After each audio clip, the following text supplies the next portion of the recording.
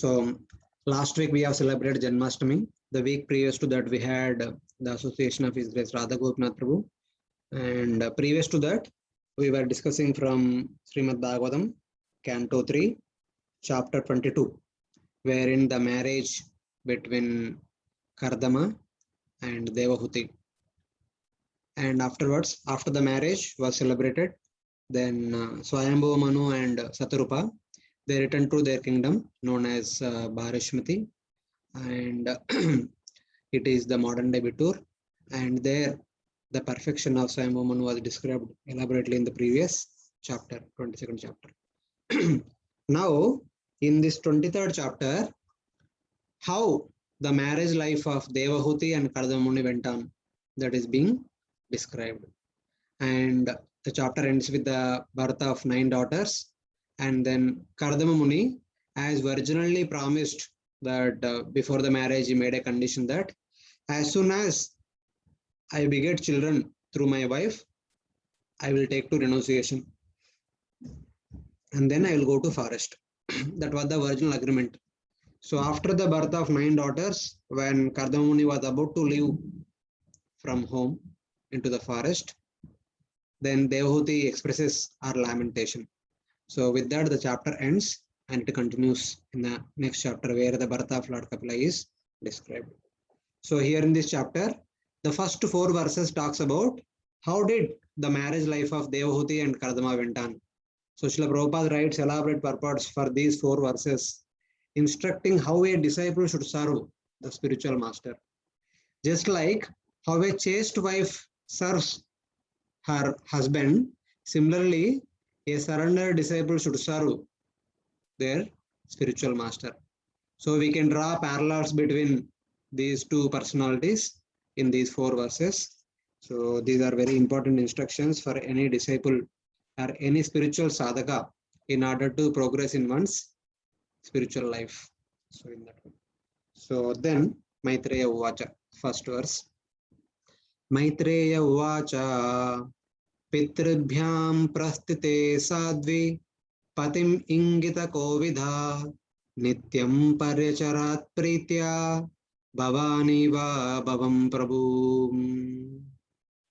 So herein Maitreya is discussing that Pitribhyam prasthite sadvi patim ingita kovidha. Pitribhyam prasthite, after the marriage was completed, when both the parents of Devahuti, after bidding farewell to their beloved daughter Devahuti, after they return to their kingdom, then Devahuti, who is known as Sadhvi here, a dedicated wife, a chaste surrendered wife, okay, Patim Ingita Kovida, she is an expert woman that she exactly understood what is needed for her husband.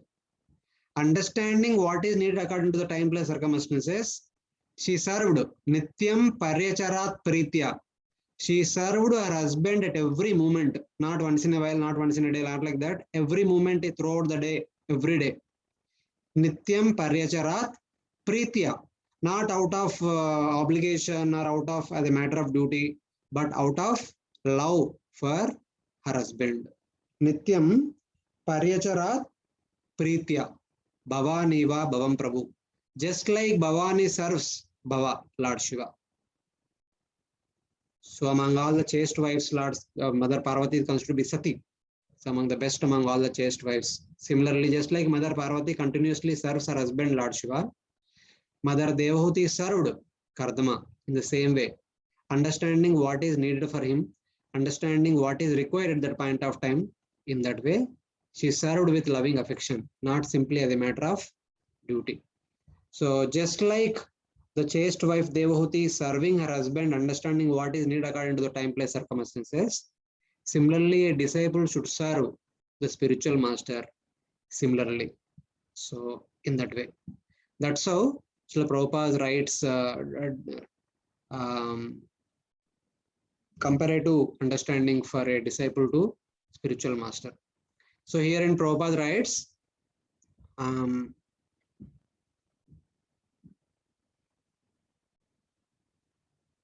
some details about Lord Shiva.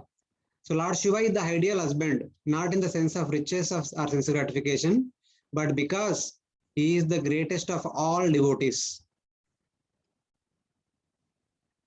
How Lord Shiva is the greatest of all devotees? Vaishnavanam yata Shambhu. Shambhu or Lord Shiva is the ideal Vaishnava. He constantly meditates upon Lord Rama and chants Hare Rama, Hare Rama, Rama Rama, Hare Hare. Lord Shiva is a Vaishnava Sampradaya, which is called as the Vishnu Sampi Sampradaya or Rudra Sampradaya. The prominent Acharya of the Rudra Sampradaya was Vishnu Swami. That's why Prabhupada writes as Vishnu Swami Sampradaya in that way. Unmarried girls worship Lord Shiva so that they can expect a husband who is as good as a Vaishnava as he. So unmarried girls are recommended to worship Lord Shiva to get a husband like Lord Shiva, a wonderful devotee. The girls are not taught to select a husband who is very rich or very opulent for material sense gratification. Rather, if a girl is fortunate enough to get a husband and as good as Lord Shiva in devotional service, then her life becomes perfect. The wife is dependent on the husband, and if the husband is a Vaishnava, then naturally she shares the devotional service of the husband because she renders him service. So this particular theme we will try to see in the today's discussion. In the future verses, that this theme is understood. The wife is dependent on the husband, and if the husband is a Vaishnava, then naturally she shares the devotional service of the husband because she renders him service. The Vedic understanding is that the husband is supposed to accomplish the Purushartha. In order to accomplish the Purusharthas, the husband accepts a wife who will be helping him in all respects, who will be providing all the necessary things so that the husband can engage in spiritual practices without any difficulties, without any thought of maintaining here and there, etc., taking care of children, etc. So a wife will take care of everything. A wife will take care of the house. A wife will take care of the people in the house, the relatives, friends, and children, so that husband can practice spiritual practices without much tension. And whatever spiritual progress the husband makes, the 50% of that is given to the wife. That's why the wife is called as Ardhangini. So in that way, this reciprocation of service and love between husband and wife is the ideal of a householder's life. So just like a wife gets 50% of the spiritual results that are part of the activities performed by the husband, similarly, when a disciple dedicatedly serves the spiritual master, the disciple is awarded the results of spiritual master's devotional service in the same way. So that is how it is to be understood. Of course, that is how it is, because the spiritual master awards the spiritual knowledge and the spiritual realizations, his own mercy, by which the disciple advances in the spiritual life very quickly, being pleased, becoming the object of affection for the spiritual master in that way. So then, how Mother Devahuti served Kardama? They are mentioned in the next two verses. Vishrambena Sauchena Gauravena Damena Cha Sushrushaya Saurudena Vacha Maduraya Chabo. Vishrambena. So Vishramba means trust.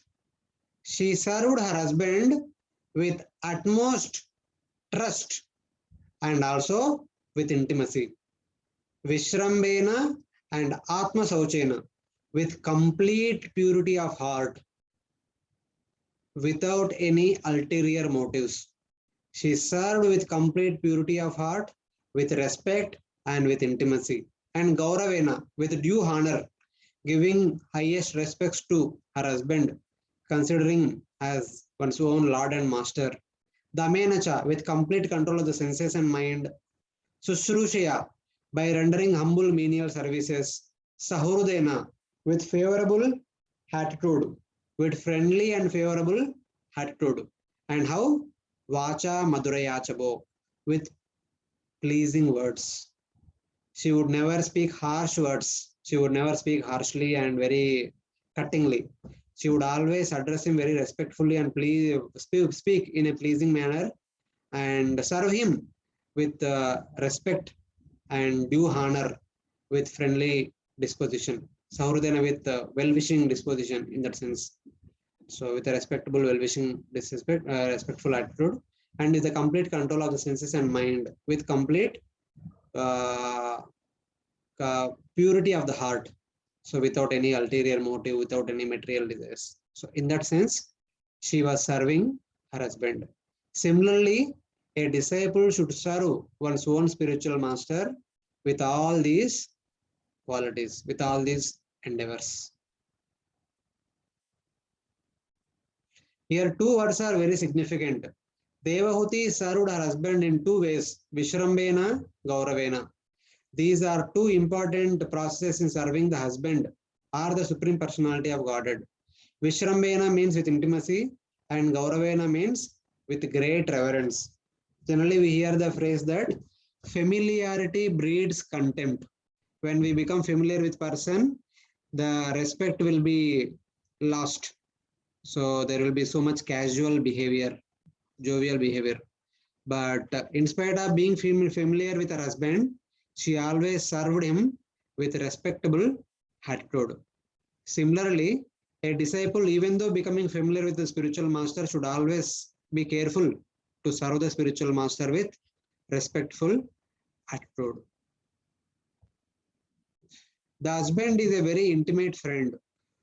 Therefore, the wife must render service just like an intimate friend. And at the same time, she must understand that the husband is superior in position, and thus she must offer all respect.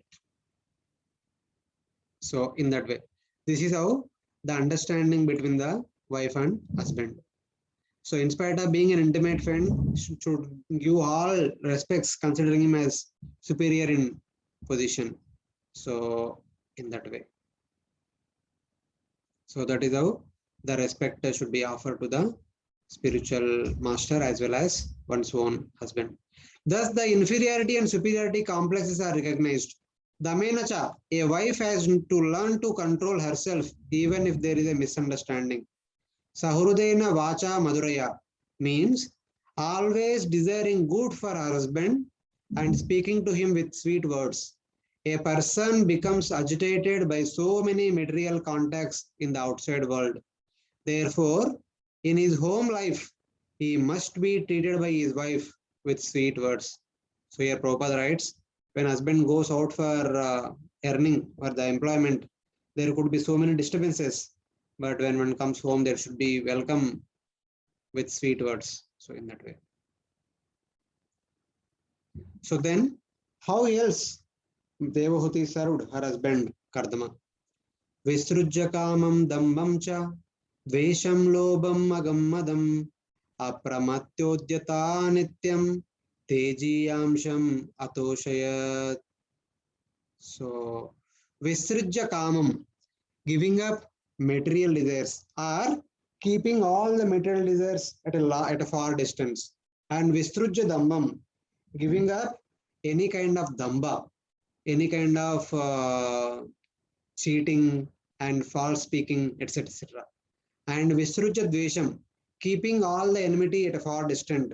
Visrujya lopam, keeping all the greed at a far distant. And Visrujya agam, keeping all the sinful disposition away. And Visrujya madam, keeping the pride at a far distant.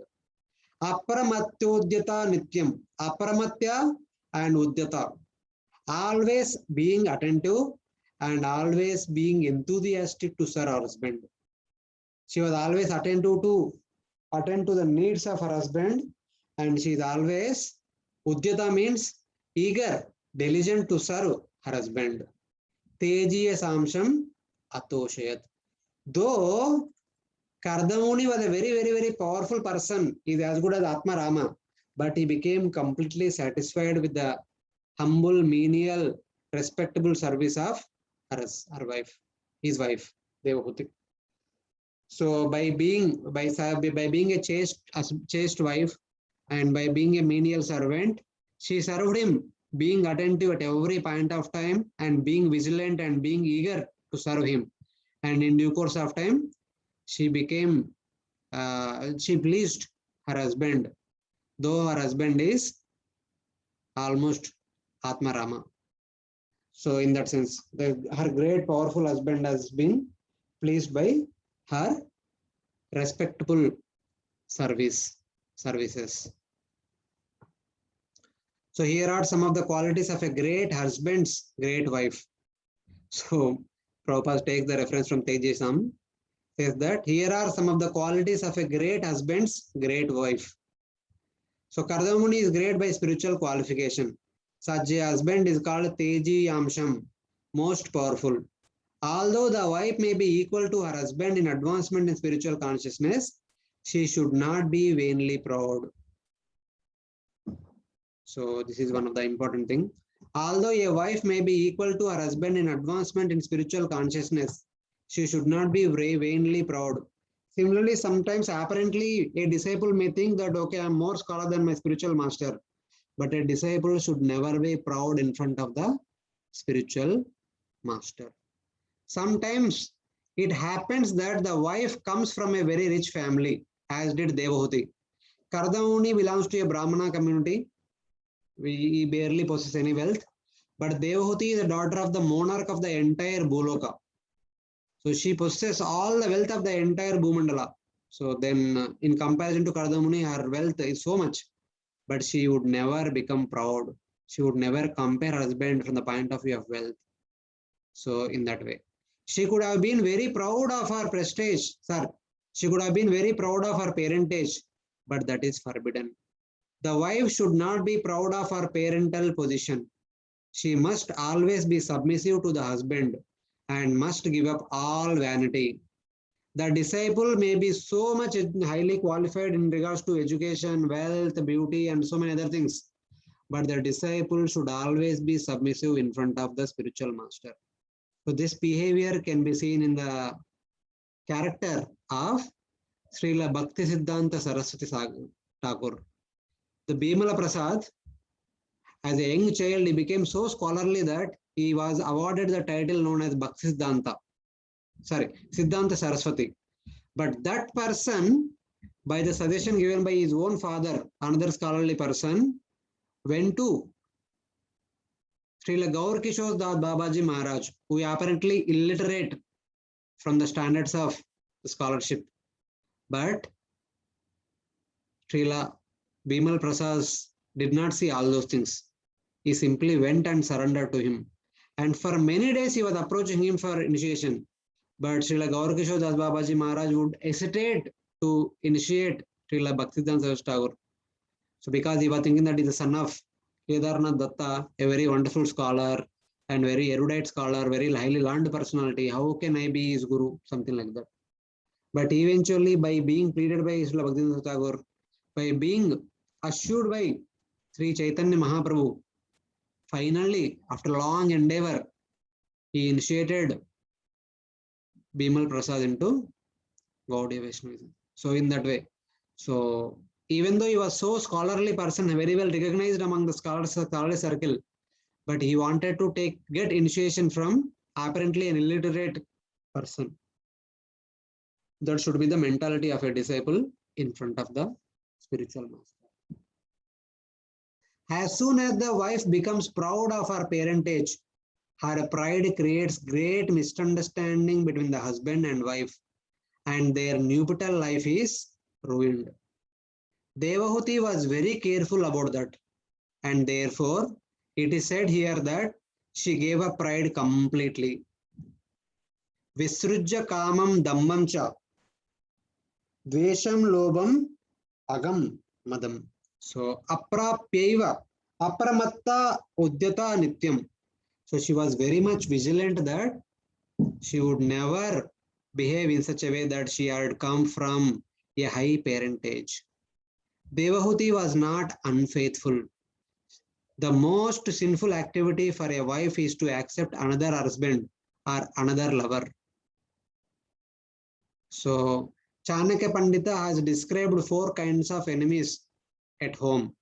So these 4 things, Chanakya Pandita says that if the father is in debt, he is considered to be an enemy. If father dies untimely, leaving behind great debt, then the son is supposed to repay the debts.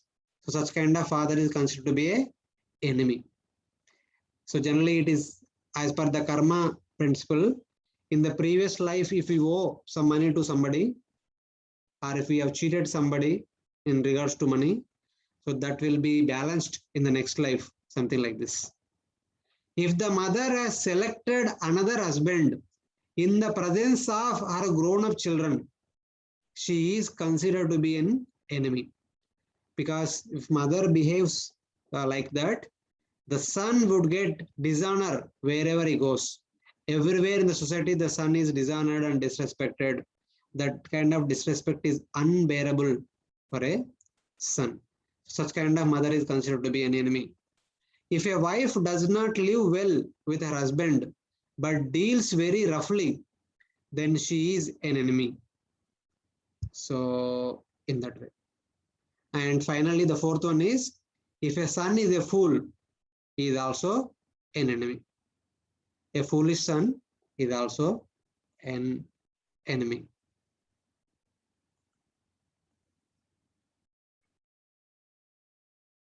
So like that, these four people are considered to be enemies in one's life, according to Chanakya Pandit.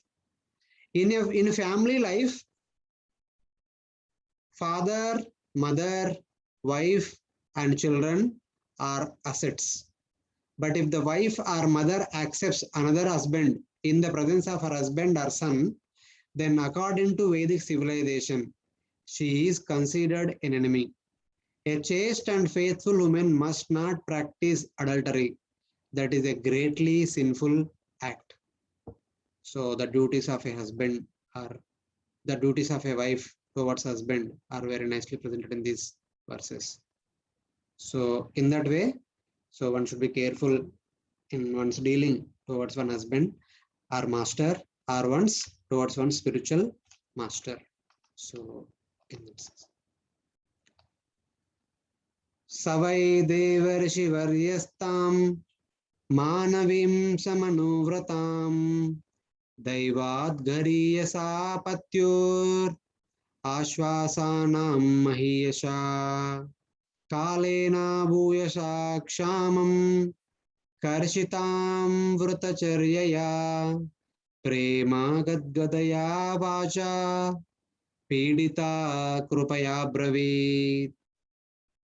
So here in these two verses, now having witnessed, having observed how her husband, how his wife served him very nicely, very dedicatedly, in a chaste manner, in a respectful manner, Kardama became very much pleased and he is going to reward her the spiritual blessings that he had accumulated by performing bhakti over these many years. Savai Devarshi Varyastam. Then Devarshi Varya, the best among the great sages. Kardama is referred as the best among the great sages. Manavin Samanu Vratam. Manavim, the daughter of Manu, the daughter of Manu, that's why she is called as Manavi. Samanu Vratam, who is equal in all respects. So because he wanted a wife who is equal in all respects. So Dehuti was equal in all respects in regards to Kardama Muni. Daivad Gariyasa Patyur Asha Shanam Mahiyasha. So Daivad Gariyasa, that means Kardama Muni is so great that he is greater than the destiny. According to our destiny, we are supposed to become something in our life. But Kardama Muni is so wonderful devotee, by his causeless mercy can change the destiny of a person. Here, as a husband, as a spiritual master, as a great powerful devotee, what he could do is being indicated. So Kardama Muni can change the destiny of Devahuti, can change the destiny of any other living entity. And that kind of powerful personality, Asha Shanam Mahiyasa. he became very much pleased by his wife. So in that way. Then Kalena Bhuyasak Shamam Karshitam Vratachareya.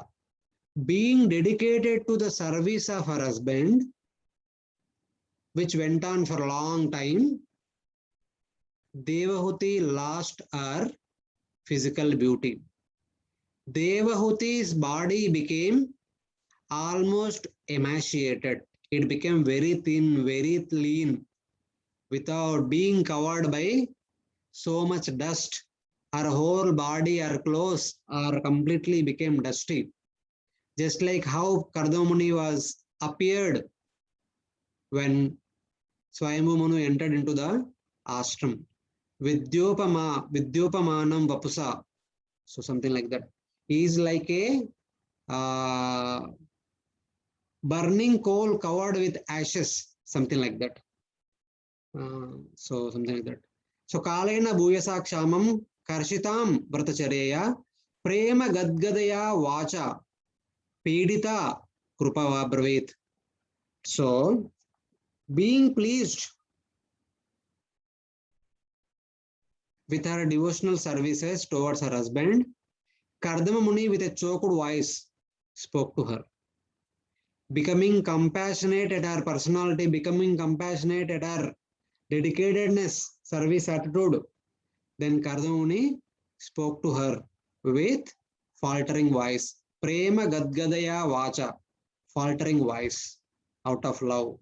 Krupaya Bravit, being mercifully disposed towards Devahuti, who was going through severe and intense austerities, because the reason is she came from the family of royalty.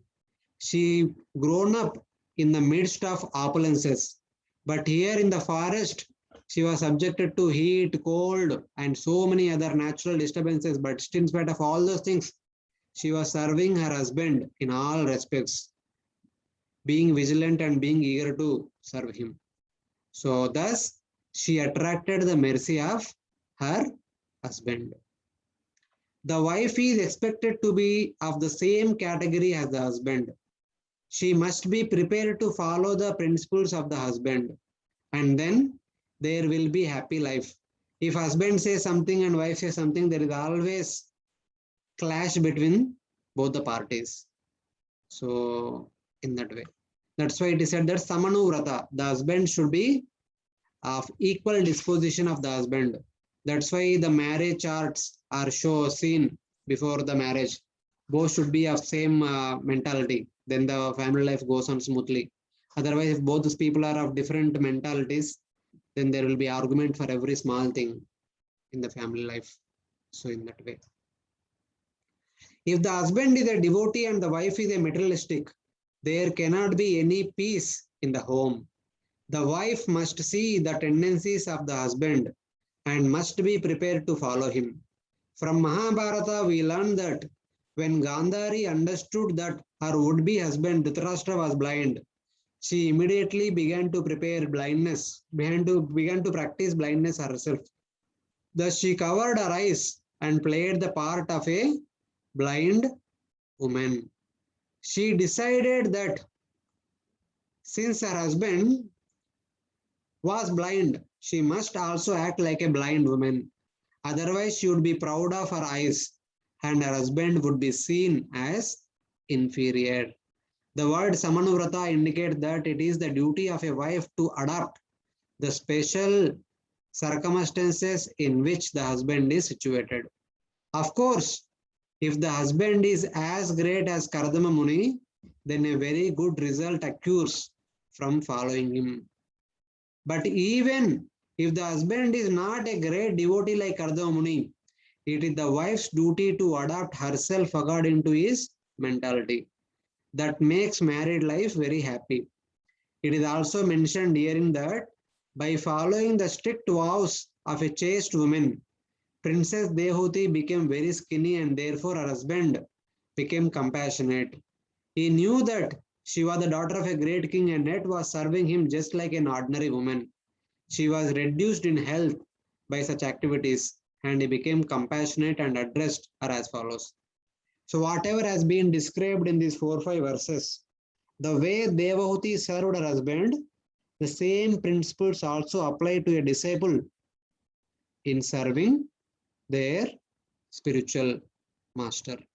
So in that way, one can draw parallels between the service of a wife toward the husband and the service of a disciple toward the spiritual master.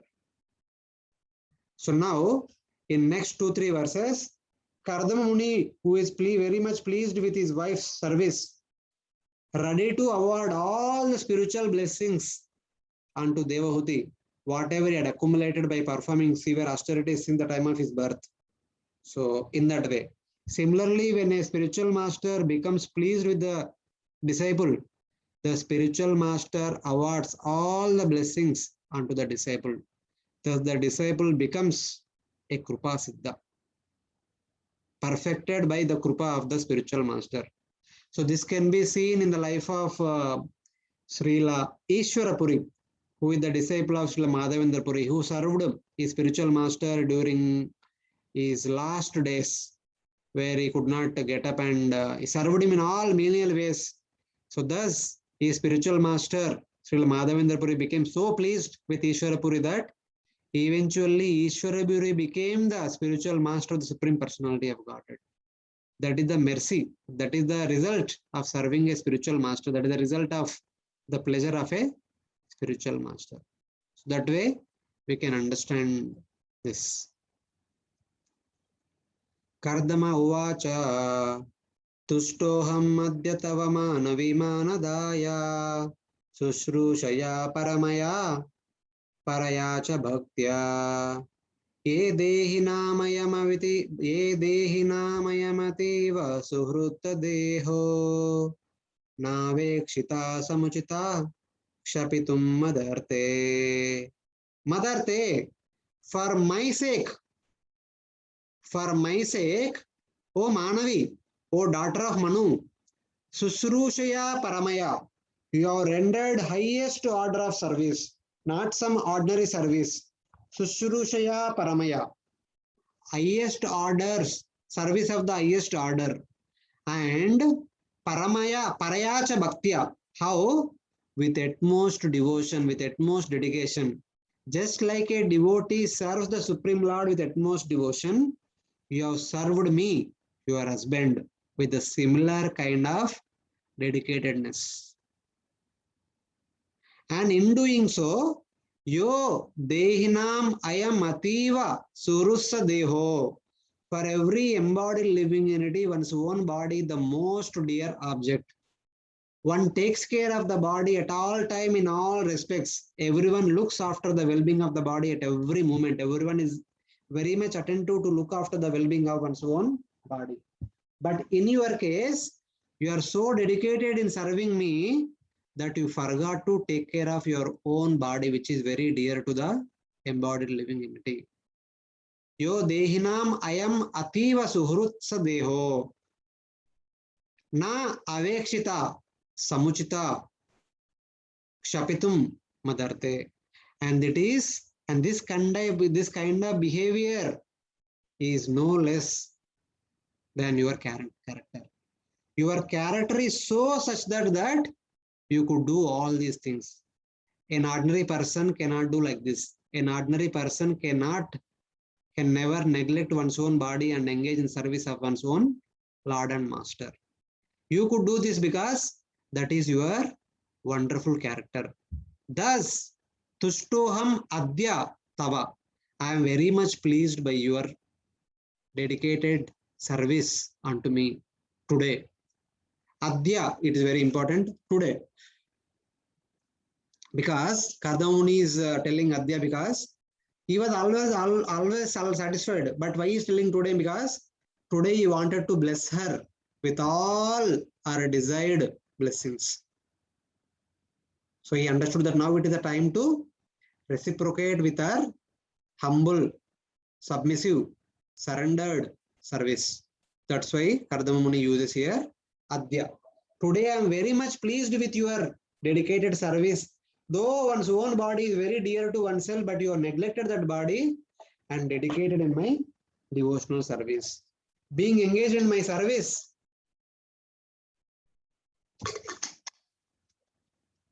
you neglected completely your body. That is samuchita.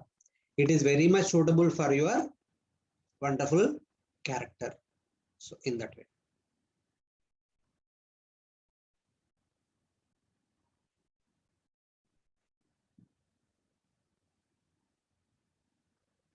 So then Kardama Muni says,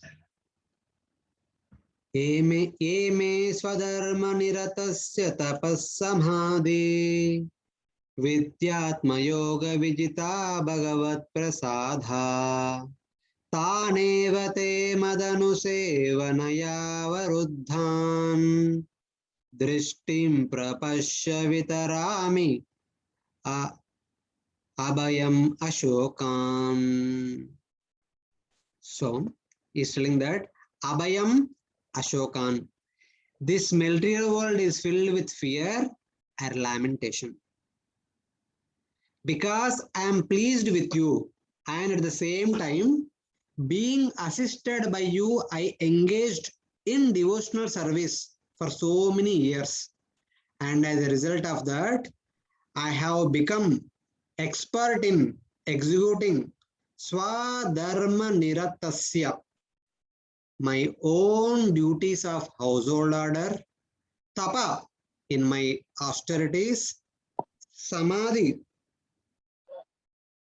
So,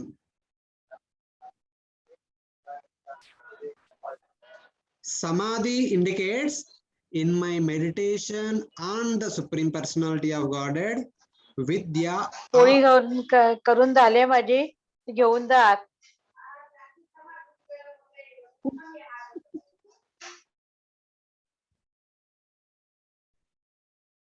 So he says that being assisted by you, I have performed all my household duties. I become perfected in executing my household duties, in executing austerities, in executing meditation, in executing Atma Yoga, Bhakti. Atma Yoga refers to Bhakti.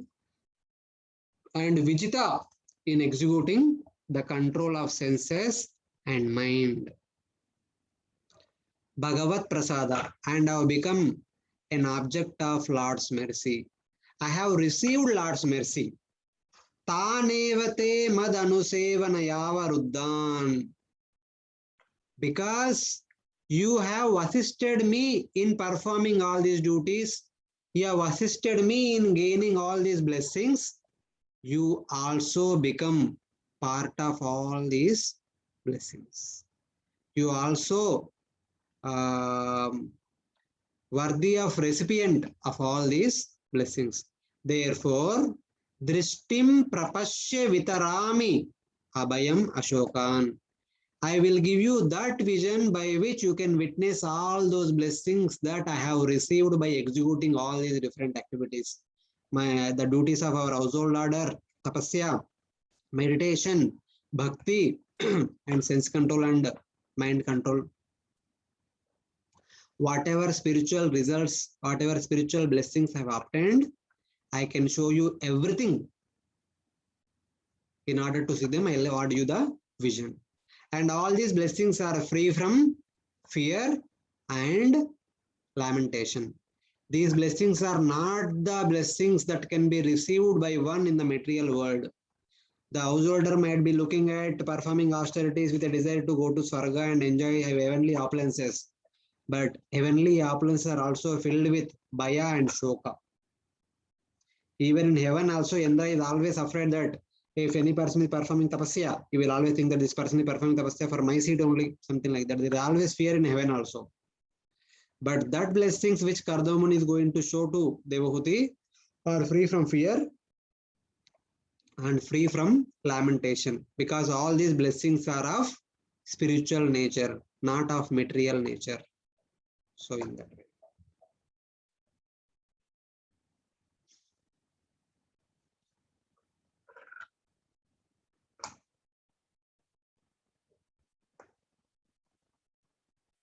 Here Prabhupada writes about Narada Muni's life, that which is being discussed in our daily Bhagavatam classes. By the grace of Narada Muni, Devahuti experienced actual realization simply by serving. She became worthy recipient of all the spiritual blessings by simply serving her husband. We get a similar example in the life of Narada Muni. In his previous life, Narada was a maid servant's son, but his mother was engaged in the service of great devotees, Bhaktivedantas. He also got the opportunity to serve the devotees, Bhaktivedantas, and simply by eating the remnants of their foodstuff and carrying out their orders, he became so elevated that in his next life, he became the great personality Narada. For spiritual achievement, the easiest path is to take shelter of a bona fide spiritual master and to serve him with heart and soul. This is the easiest and best process of attaining spiritual progress. That is the secret of success. As stated by Srila Vishnu Jagat Thakura in his 8 stanzas of prayers to the spiritual master, Yasya prasadat bhagavat prasada. By pleasing spiritual master, the Supreme Lord is pleased. By serving or receiving the grace of the spiritual master, one receives the grace of the Supreme Lord. By serving her devotee husband Kardama Muni, Devahuti shared in his achievement. Since she is called Ardhangani, she is rightful inheritant of 50% of the results obtained by the husband. Similarly, a sincere disciple, simply by serving a bona fide spiritual master, can achieve all the mercy of the Lord and the spiritual master. All the mercy of the Lord and all the mercy of the spiritual master simultaneously. Just by serving the spiritual master, just by pleasing the spiritual master, one can receive the mercy of both the Supreme Lord and also the spiritual master simultaneously.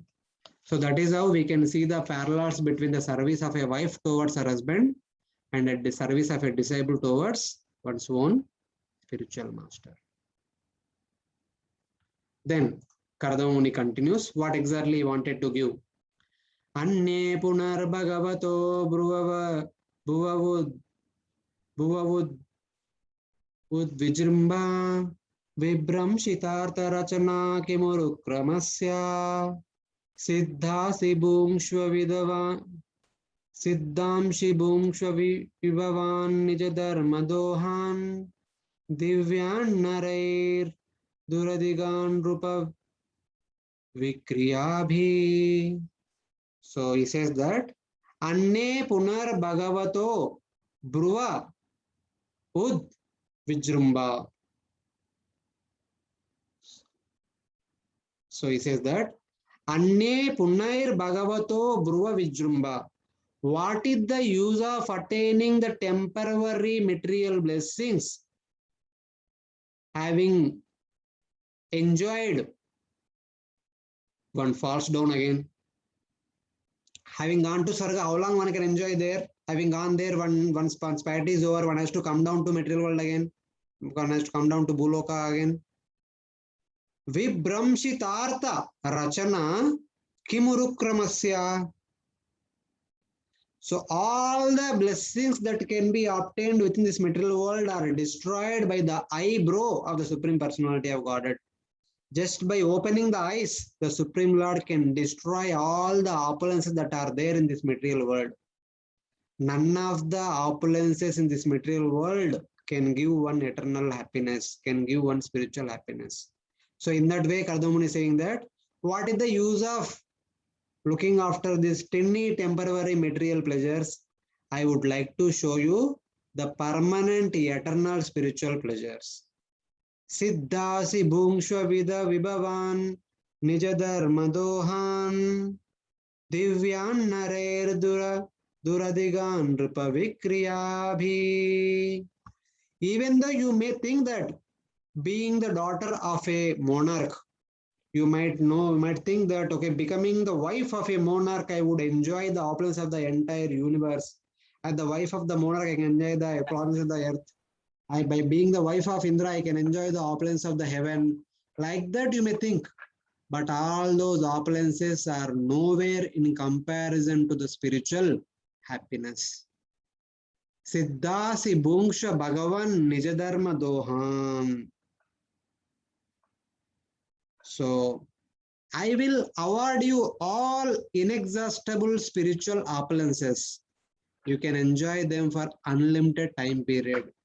Though you might have heard about the enjoyment as being the empress of the entire Bhumandala or the empress of the heaven, but those opulences are nowhere in comparison to the spiritual opulences.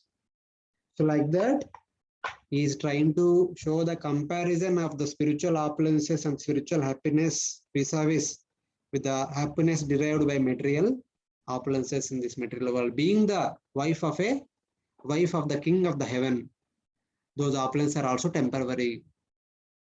They can be destroyed by the movement of the eyebrows of Lord Vishnu. When Lord opens his eyes, there could be pralaya, something like that. So here we can see that when Lord Shiva opens his third eye, there will be pralaya, so something like that.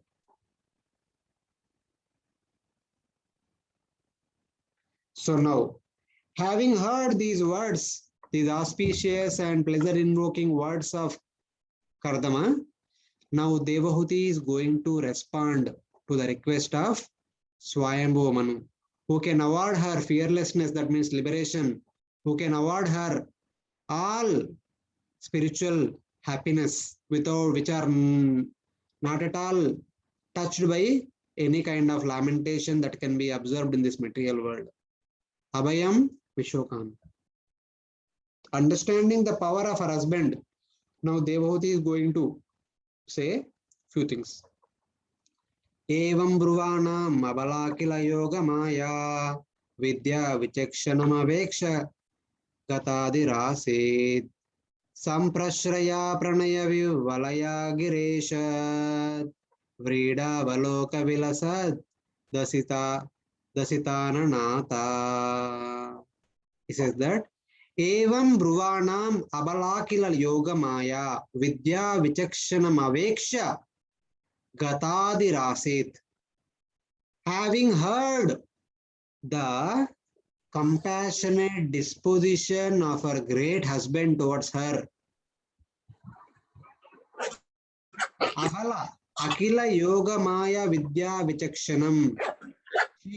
She knew that the potency of her husband, the great position of her husband, that her husband has become the expert at awarding anything one can desire. Akila Yoga Maya. So, Akila Yoga Maya Vidya Vichakshanamum.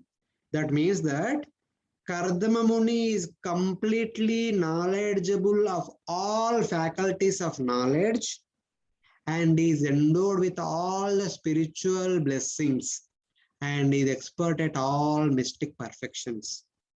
Understanding that he can award her anything that she wants. Aveksha, looking at him, Gatadibir Asit, looking at him, Devahuti going to respond to the request of Kardama. How she is going to respond? Samprashraya, Pranaya Vivalaya, Giresad, Vridava Loka Vilasad, Dasitana Nada.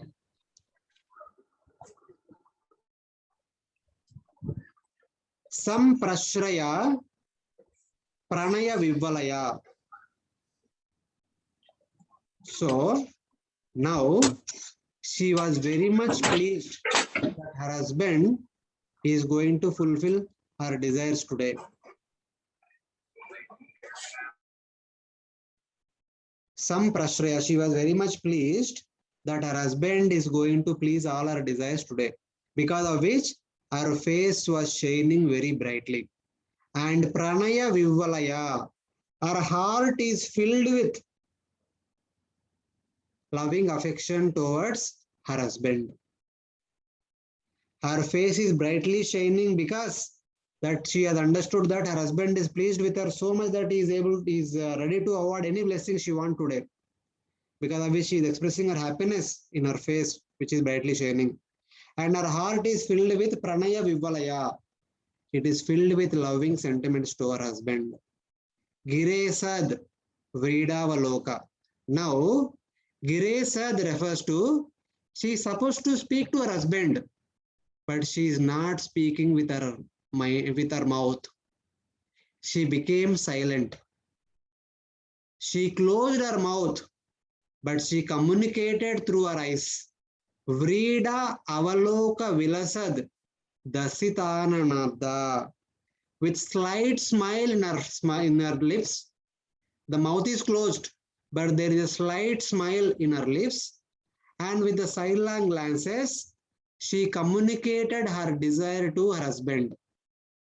What she wanted from her husband. Because there is a reason here Acharya says that if she wanted to have any spiritual blessing, should have asked immediately. But she wanted to ask something which she is desiring. So that desire she cannot express in her words, in words through her mouth.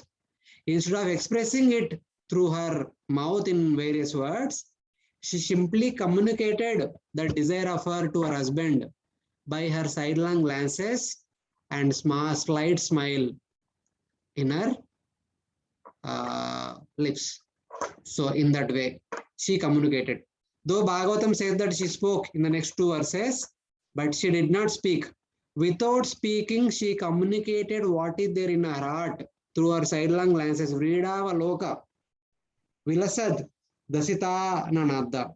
And slight smile and sidelong glances. With these two things only, she communicated what was there in her desire.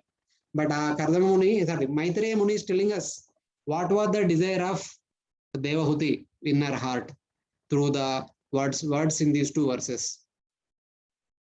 Devahuti Ruvacha Radham Batadvija Vrishaita Damoga Yoga Maya Dipe Tvai Vibho Tadavaimi Bharta Yaste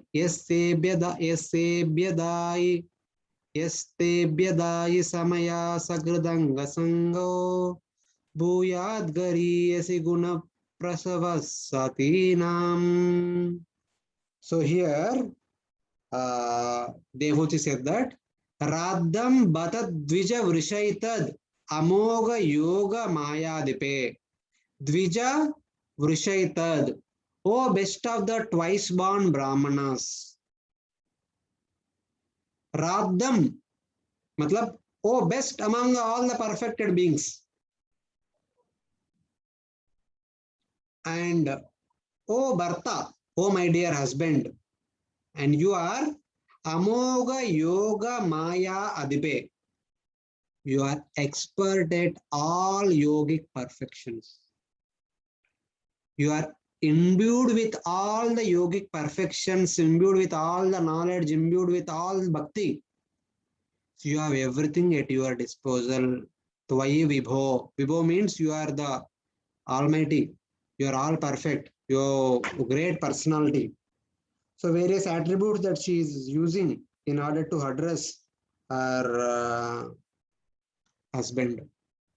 Tvai Vibho, that you are so great that I understand that you can avoid anything that can be attained, that one may think of, one may not think of in this world. Yeste, in spite of that, Abhyadai Samaya Sakridanga Sangyo. But I would like to remind you about the promise that you have made during the time of our marriage.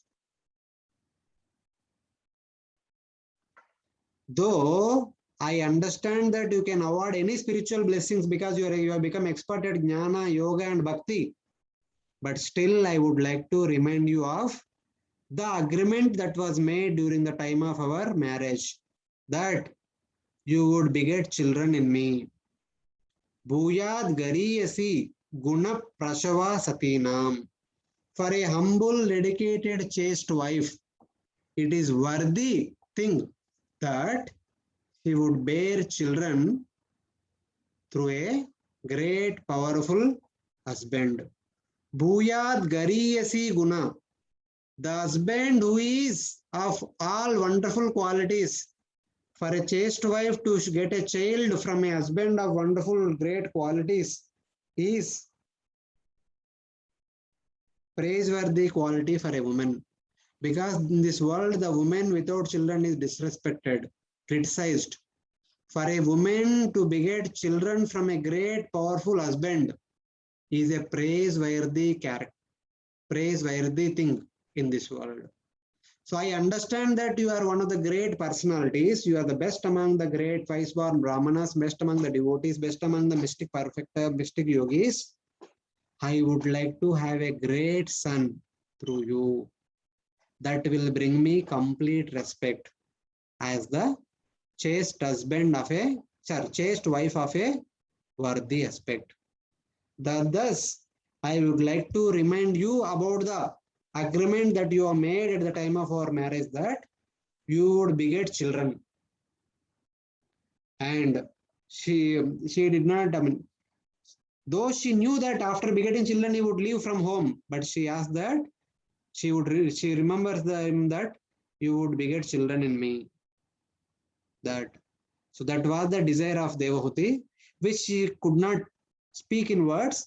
So she's communicating that desire through her sidelong glances and pleasing smile on her face.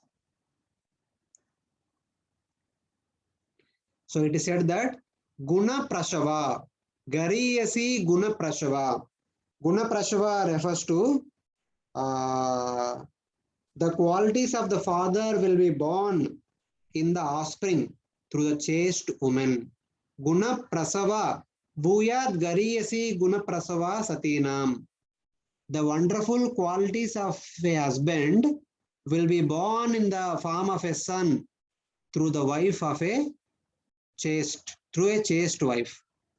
So in Mahabharata, there is a understanding presented by Sri Madhvacharya in his commentary, says that Matru Jati Pitru Lakshan, when the wife and husband come together in order to beget children, the children will be having this identification.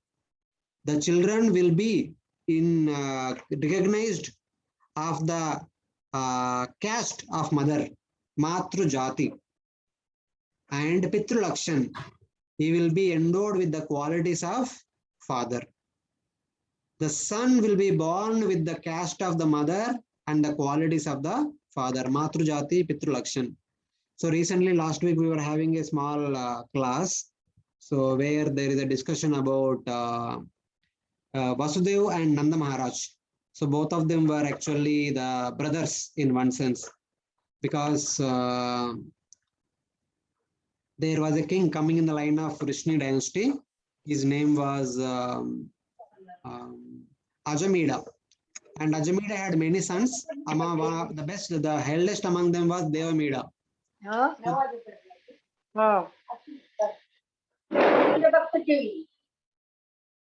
So Devamida had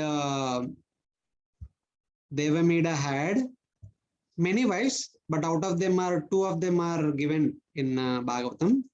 So one wife was from the family of Kshatriyas, other wife was from the family of Vaishyas. So the sons born through the Kshatriya wife, there are 10 sons. The eldest among them was Shura or Shurasena. And the son born from the wife of Vaishya, a woman, was Parjanya. So because Shura was the son of a Kshatriya woman, a Kshatriya princess, so Shura became the king, the next king of Devamida, the Devamida's kingdom. And since Parjanya was the son of a Vaishya wife, so he became Vaishya. Because the mother is from the Vaishya caste, so his son also became a Vaishya.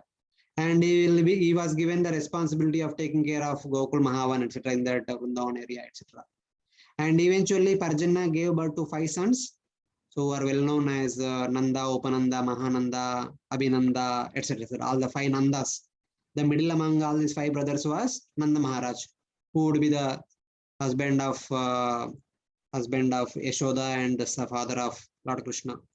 And other side, the Shurasena also gave birth to many sons. I think 10 sons. The eldest among the eldest among them was Vasudev.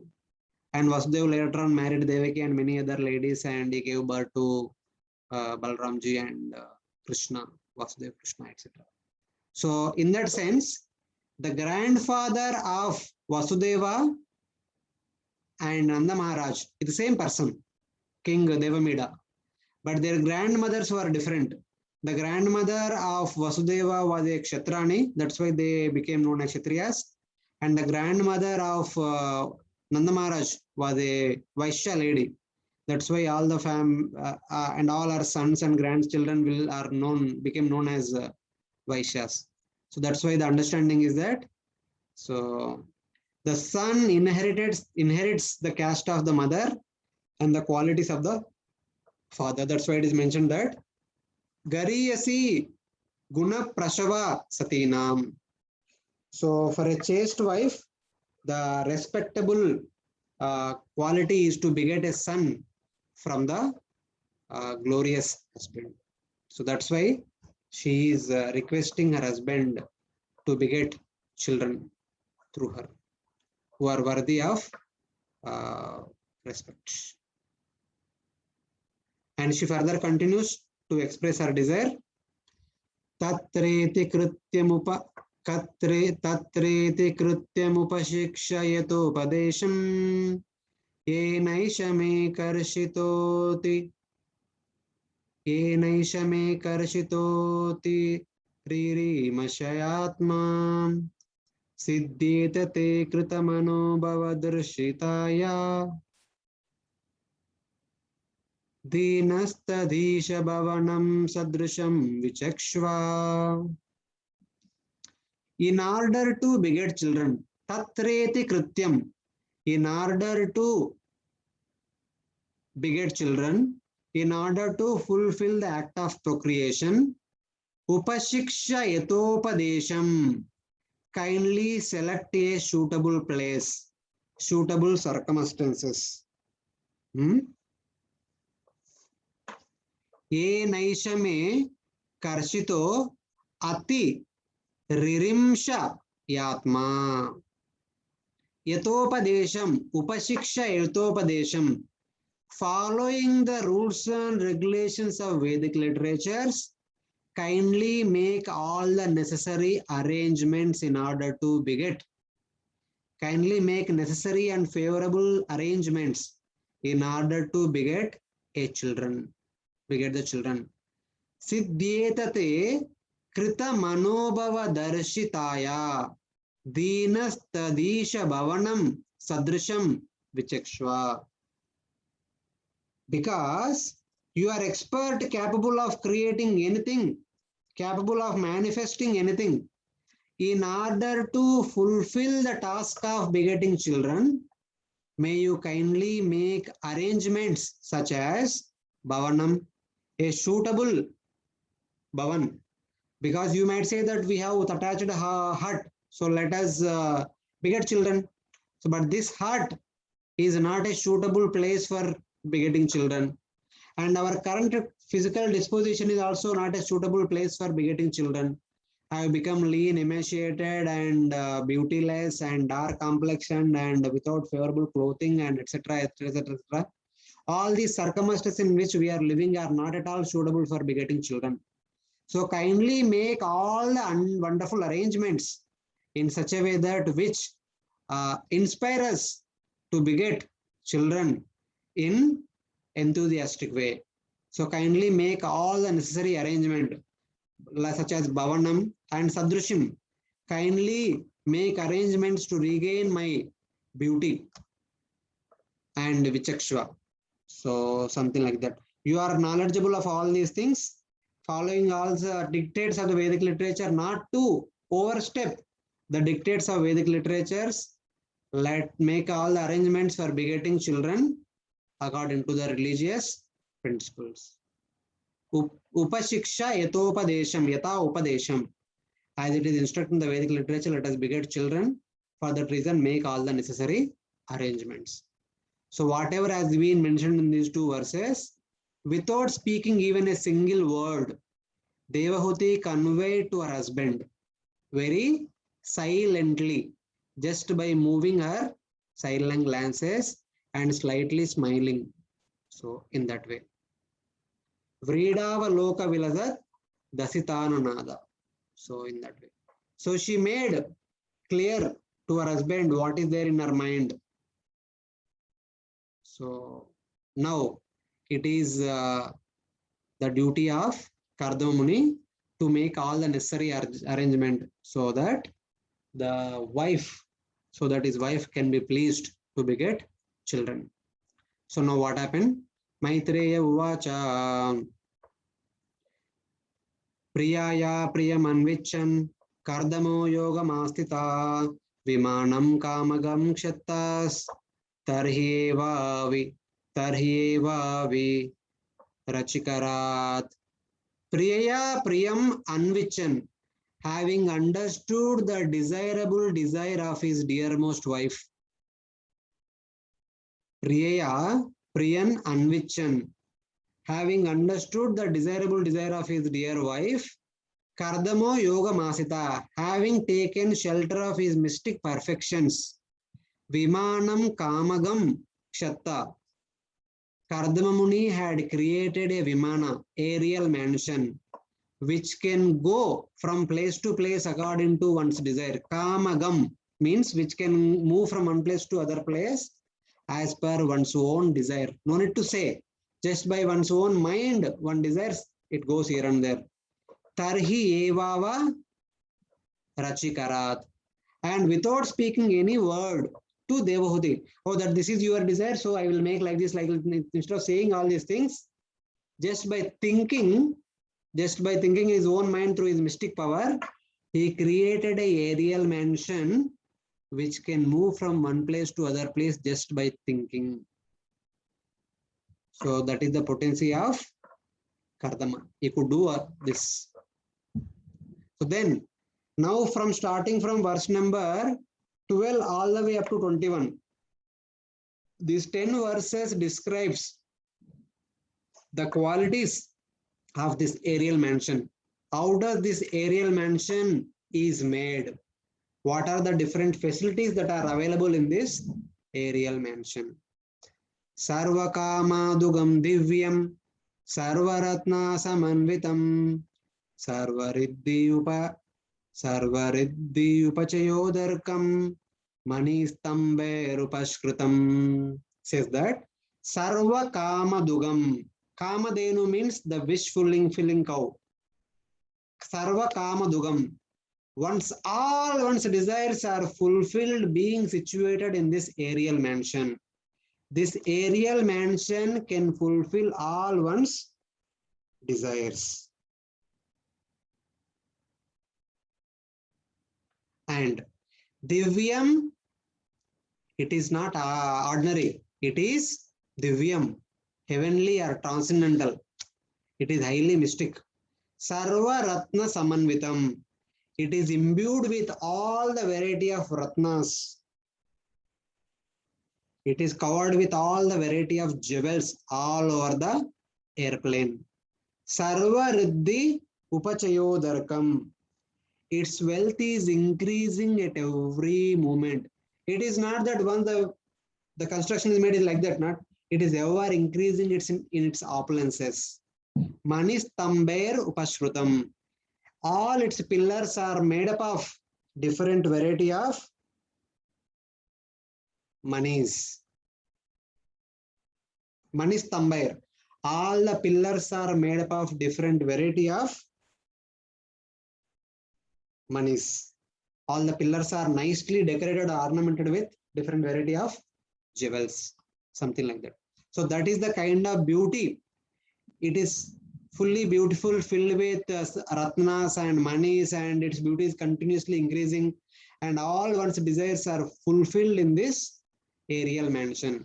And it is not something material, something ordinary, but it is divya.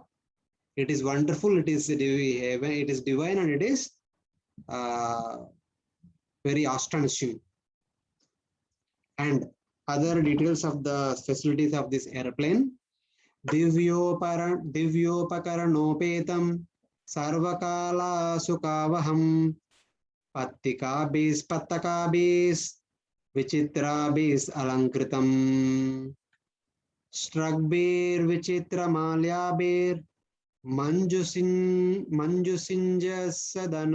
sadangribhi dukulakshoma kausheyer nana vastrer virajitam divya upakarana upetam. So it is equipped with all divine apparatus, all attractive paraphernalia or heavenly paraphernalia. Divya upakarana upetam. Sarva kala sukavaham. What kind of upakaranas? Which can give happiness under all time periods. For example, if your house is made very cold, which is if your house is constructed in such a way that it will give cold, it will give chilling cold. People may be happy during summer in that house, but in the winter, it is adding to the natural cold outside. So it will be very unbearable. Or if the house is a little warmth, it is giving warmth. That kind of house may be good in winter, but it may not be good in summer. People will be sweating a lot. So, but unlike that, all material household will be like this. Will have some limitation somewhere or other. It will be causing trouble to us. But this aerial mansion is Sarvakala Sukavaham. It is pleasing in all seasons. Pattikabis, Patakabis, Vichitrabir, Alankritam. It is decorated by different kinds of flags and festoons. So Pattikabir means all kinds of flags and Patakabir refers to big kinds of flags. So everywhere there are so many flags. Some of them are small, some of them are big. And Vichitrabir, they are all looking very wonderful to look at. It is a wonderful sight to look at all these different variety of flag decorations. Shragbir, Vichitrair, Malyabir. And the entire aerial mansion is decorated with so many garlands, flower garlands. Manju Sinja Sadangribi. So it is Dukulak Shauma Kaushayer Nana Vasrer Virajitam. So it says that the entire aerial mansion not only decorated with different variety of flower garlands, it is also decorated with different colored clothes. What kind of clothes are there? Dukula, Shauma, Kausheya. It's like that. All these different variety of clothes are used to decorate in that aerial mansion. Dukula is silk cloth made from small cocoons. Shauma is made up of linen. It is a linen type of cloth. Kausheya is silk made from big cocoons. Dukula is a silk cloth made from small cocoons. And Shauma is the silken cloth made from big cocoons. And Kausheya is like that. Shauma is linen. It is a different variety of decorative cloths, which all these different cloths we use in our daily decoration. Shauma, Kausheya, Dukula, etc. Nana Vasrer Virajitam. The entire aerial mansion is decorated with all these variety of Vasra. Manju Sinja Sadangribi. And there were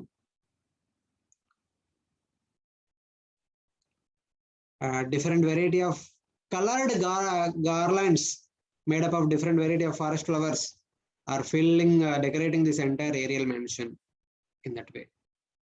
Upari upari vinyasta nilayeshu pratak pratak kshipita kshipibu kantam paryanka vejanashanai.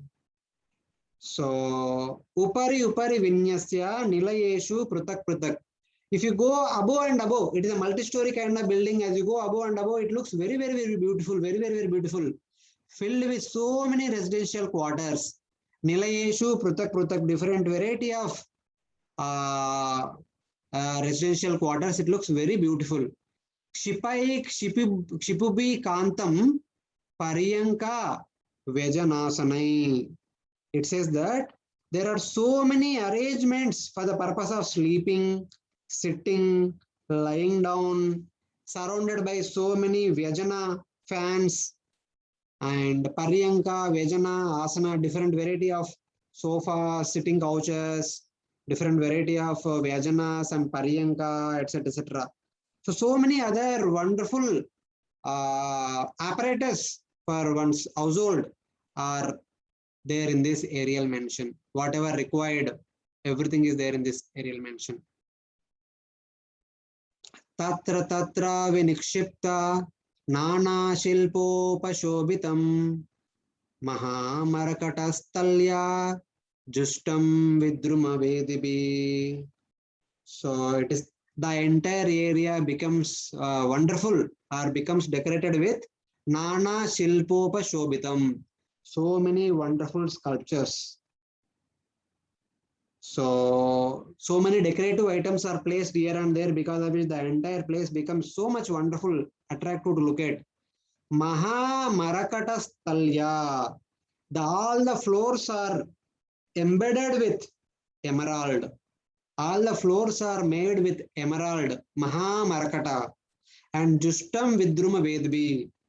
And all the platforms, the sitting places and the platforms are made up of Vidruma, coral. All the floors are made with Marakata and all the sitting places, Vedis, are made from coral. So in that way. Dvashu Vidrima Dehalya Bhatam Vajrakapatavat Shikareshu Indranileshu Yema Kumbhairadistitam. All the doors are made up of coral. Dvareshu Vidruma Dehalya. The doors are made with coral. Bhatam Vajra Kapatavat. The joints, the bolts were made of diamonds, Vajra. And the towers are made up of Indra Neelamani, sapphire. And on the top of the towers, they are decorated with the golden kalashas, Hema Kumbhair. So many canopies are there in that entire aerial mansion, which are made up of Indra Neelamani, which is called as sapphire.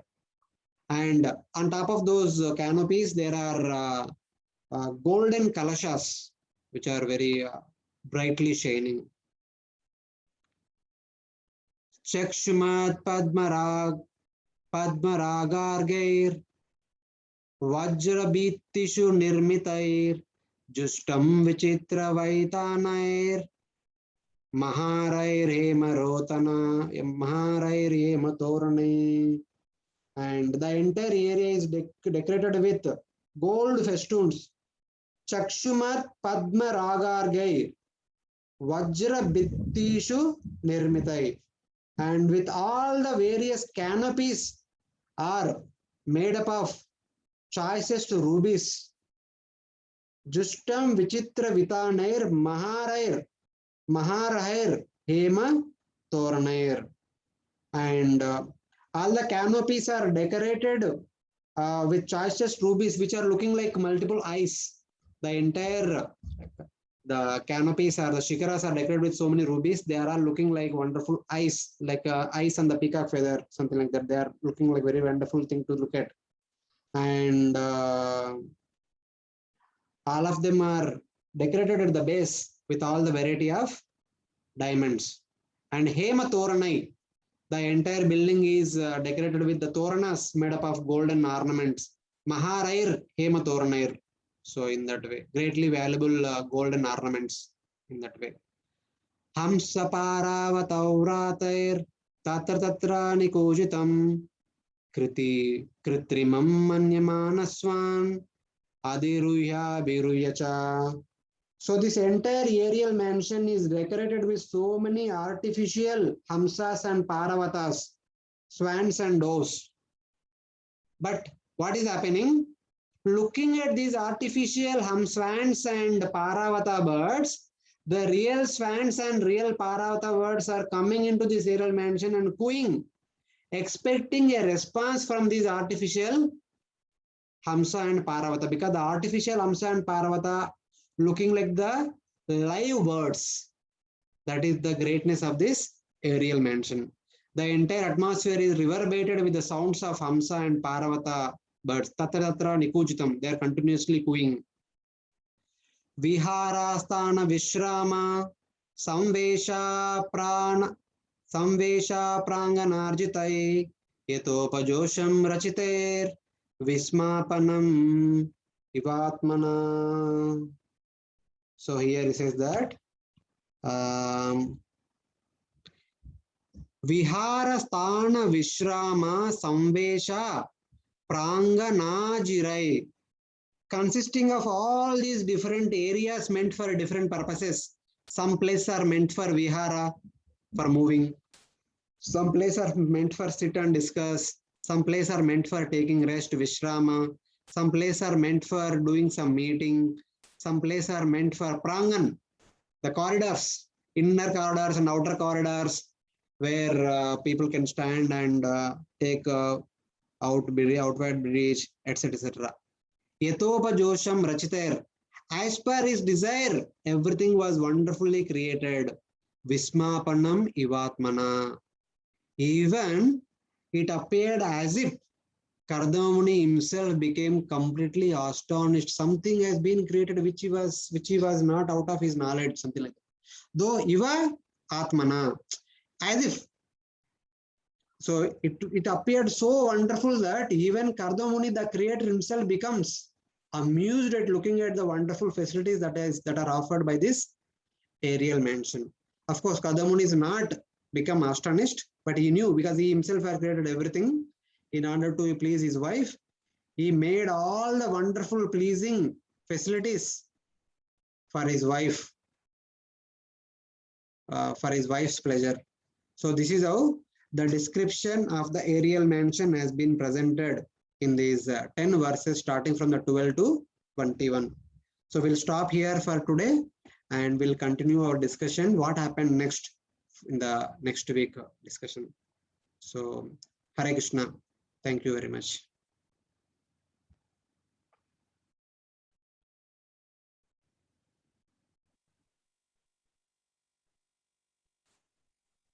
Hare Krishna. Hare Krishna, Dandavat Pranam Prabhuji, very nice class. Hare Krishna. Thank you so much. Hare Krishna. Hare Krishna.